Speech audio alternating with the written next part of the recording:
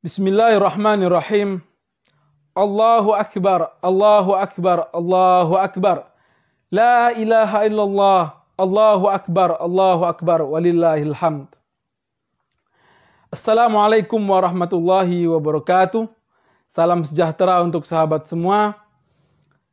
Pada momen Idul Adha ini saya ingin mengucapkan taqabbalallahu minna wa minkum kullu amin wa antum bi khair.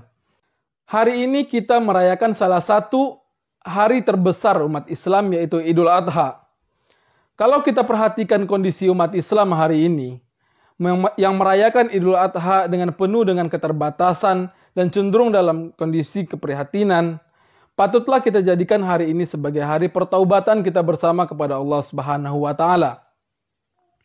Apalagi kalau kita melihat kondisi tanah suci yang sedang melaksanakan ibadah haji, juga dengan kondisi yang sangat terbatas disebabkan oleh virus COVID-19 yang masih merebak di Saudi Arabia.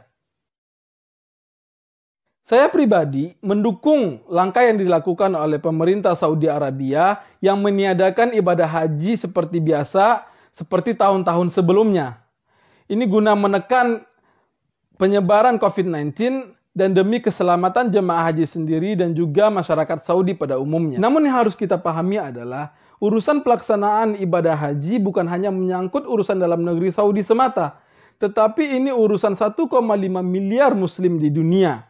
Pengambilan keputusan meniadakan ibadah haji seperti tahun-tahun sebelumnya seharusnya melibatkan pemimpin negara-negara Islam, organisasi-organisasi Islam seperti organisasi OKI misalnya, dan juga ulama-ulama Islam non-Saudi. Tapi sangat disayangkan pemerintah Saudi mengambil keputusan ini tanpa melibatkan dunia Islam. Kalau kita menyebut Saudi sebagai pihak yang bertanggung jawab dalam pelaksanaan ibadah haji, saya melihat Saudi terlalu arogan dan terlalu jauh mengeksploitasi tanah haram untuk kepentingan dalam negeri Saudi, terutama kepentingan ekonomi dan kepentingan politik. Contoh kasus pada tahun 2017, ketika Saudi dan beberapa negara Teluk seperti Uni Emirat Arab dan Bahrain, termasuk di dalamnya Mesir ketika itu, memboikot Qatar dengan alasan masalah politik.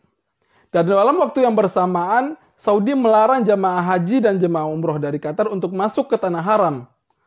Hanya disebabkan oleh permasalahan politik antar negara. Padahal ketika itu jemaah haji dan umroh dari Qatar telah membayar semua biaya akomodasi kepada pihak Saudi.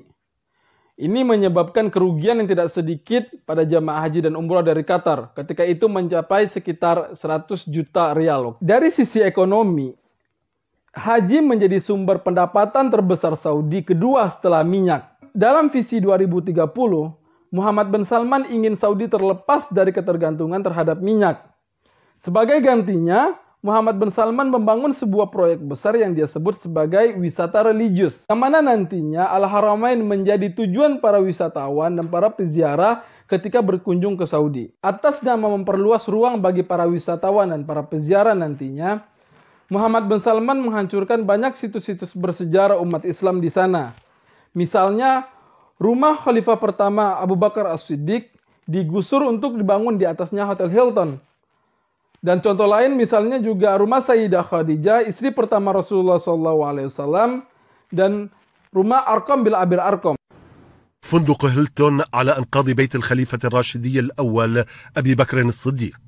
دورات مياه في موقع بيت السيدة خديجة بنت خويلد أولى زوجات الرسول محمد صلى الله عليه وسلم. دار الأرقم بن أبي الأرقم التي كانت مقر اجتماعات الصحابة في بدايات عهد النبوة هدمت أيضا. Padahal kalau kita bicara sejarah, ketika dulu Ka'bah dipegang oleh Bani Hashim yang merupakan asal-usul dari keluarga Rasulullah SAW, mereka sama sekali tidak mengambil keuntungan dari para peziarah ke Ka'bah. Bahkan mereka berlomba-lomba dalam melayani para peziarah dengan uang pribadi mereka. Sifat seperti ini yang seharusnya dimiliki oleh mereka yang digelari sebagai Khadimul Haramain. Saya pribadi dari dulu berpendapat bahwa Saudi memiliki posisi yang strategis di hati umat Islam. Itu sebabnya saya mengatakan Saudi adalah jantung dari dunia Islam. Keberadaan Makkah dan Madinah di Saudi sudah cukup menjadi alasan yang kuat bagi umat Islam untuk memiliki hubungan emosional yang lebih dengan Saudi. Itu sebabnya penting bagi kita umat Islam untuk bisa membedakan antara Saudi sebagai kiblat dengan Saudi sebagai sebuah institusi politik berupa sebuah kerajaan, yang mana kerajaan tersebut dipimpin oleh seorang raja yang keputusannya bisa salah dan bisa benar. What we've been doing in the last 3-4 years, opening up the country, making it easier for people to come in, is about allowing them to see what Saudi Arabia is all about. And it's not that difficult. Plenty of people get to know it quite well. So when you leave your home in the English countryside, I understand there's even a pub in your home in the countryside. I mean, that's something that we all would have liked to have during these lockdown periods. Ketika kita melihat Al-Haramain sebagai tanah haram yang kesuciannya harus dijaga, maka dalam waktu yang bersamaan kita juga harus memastikan tanah haram tersebut berada dalam pengelolaan orang yang layak.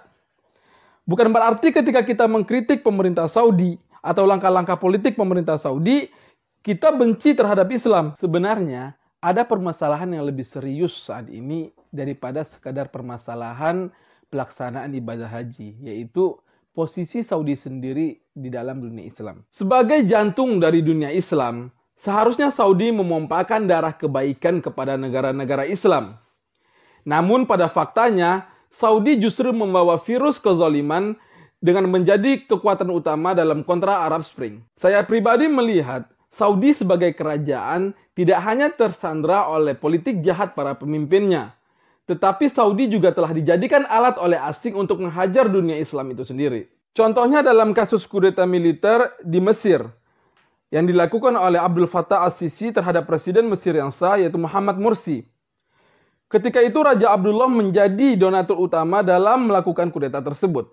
Ketika Raja Abdullah wafat, Raja Salman meneruskan apa yang dilakukan oleh Raja Abdullah dan sekarang dilakukan juga oleh anaknya Muhammad bin Salman hingga hari ini. Begitu juga dalam konflik di Yaman. Saudi memimpin koalisi menyerang Yaman dengan alasan mengejar pemberontak Houthi. Padahal yang menjadi korban di Yaman adalah rakyat sipil yang terdiri dari anak-anak dan wanita.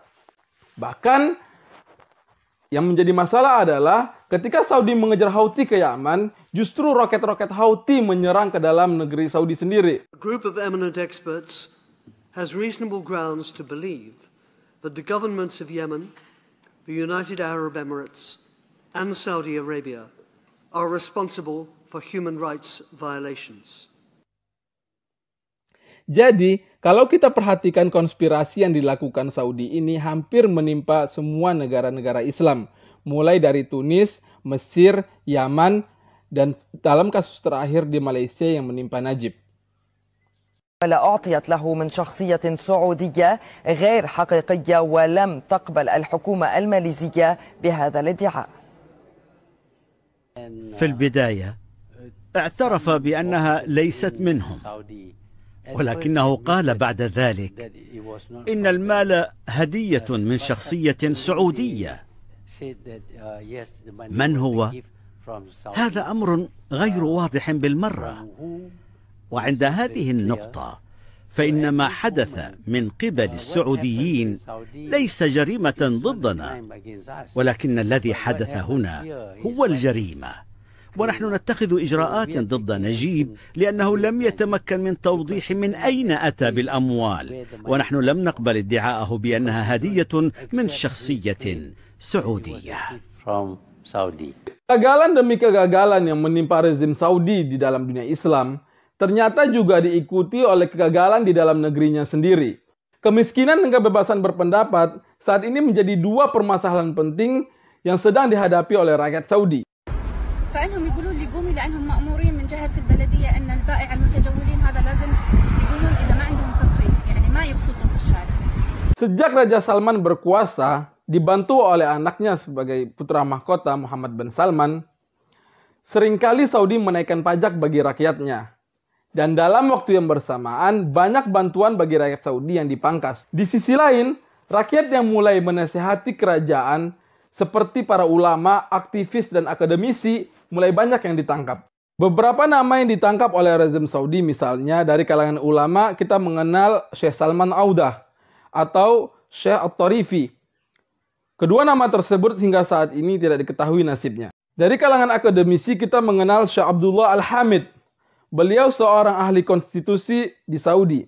Dari kalangan aktivis kita mengenal Saleh As-Sihi. Beliau meninggal 2 bulan setelah keluar dari penjara rezim Saudi. Dan yang paling nasib yang menimpa seorang penulis dan seorang jurnalis Washington Post, yaitu Jamal Khashoggi. Beliau dimutilasi oleh tim yang diutus dari Saudi di dalam konsulat Saudi di Istanbul. Sebagai Muslim, saya tidak memiliki kepentingan buruk dalam mengkritik rezim Saudi. Saya hanya menjalankan apa yang diperintahkan oleh Rasulullah SAW, unsur akhaka zaliman wa mazluman. Bantulah saudaramu yang zalim dan juga yang terzolimi. Saya juga sebagai saudara rakyat Saudi, sebagai saudara rakyat Yaman, juga sebagai saudara bagi rakyat Mesir. Saya merasa memiliki kewajiban untuk membantu mereka bersuara agar segera terlepas dari kezaliman ini. Baru saja kita berbahagia ketika melihat Hagia Sophia kembali ke pangkuan umat Islam. Tapi rasanya kebahagiaan ini belum lengkap ketika melihat tanah haram masih di bawah cengkeraman kepentingan politik pemimpinnya. Apalagi saat ini Al-Aqsa juga masih di bawah penistaan Zionis Yahudi. Saya tertarik dengan apa yang disampaikan oleh cucu Sultan Abdul Hamid II, Ukhti Nilhan Osmanoglu. Kata beliau, Hagia Sophia adalah saudara dari Masjidil Haram dan Al-Aqsa. Maka alangkah bahagianya kita ketika berhasil membebaskan Hagia Sophia, kita juga berhasil membebaskan Masjidil Haram dan Masjid Al-Aqsa. Pada awalnya saya cukup tertarik dengan visi 2030 Muhammad bin Salman yang ingin melepaskan Saudi dari ketergantungan terhadap minyak. Tetapi melihat langkah-langkah Muhammad bin Salman seperti membangun proyek NEOM yang menjadi basis ekonomi nanti menghubungkan antara Israel dengan dunia Arab, dan juga dalam proyek Deal of the Century yang digagas bersama Trump, saya merasa visi 2030 Muhammad bin Salman ini akan lahir dalam keadaan mati. Kenapa saya memprediksi proyek ini akan gagal? Yang pertama, karena Muhammad bin Salman menjalankan 2 proyek besar ini dengan melakukan kezoliman kepada rakyatnya dan kepada rakyat Arab. Yang kedua, kondisi ekonomi Saudi yang makin hari makin merosot membuat pembiayaan 2 proyek besar ini menjadi hal yang mustahil bagi Saudi.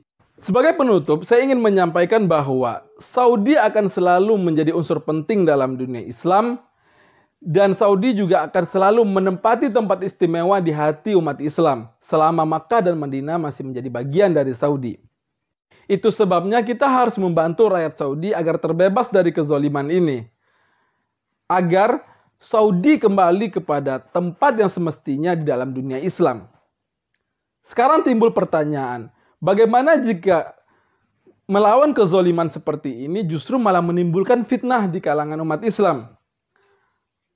Maka Rasulullah SAW telah menjawab ribuan tahun yang lalu dengan mengatakan, Afdalul jihad kalimatu haqqin inda sultanin jair.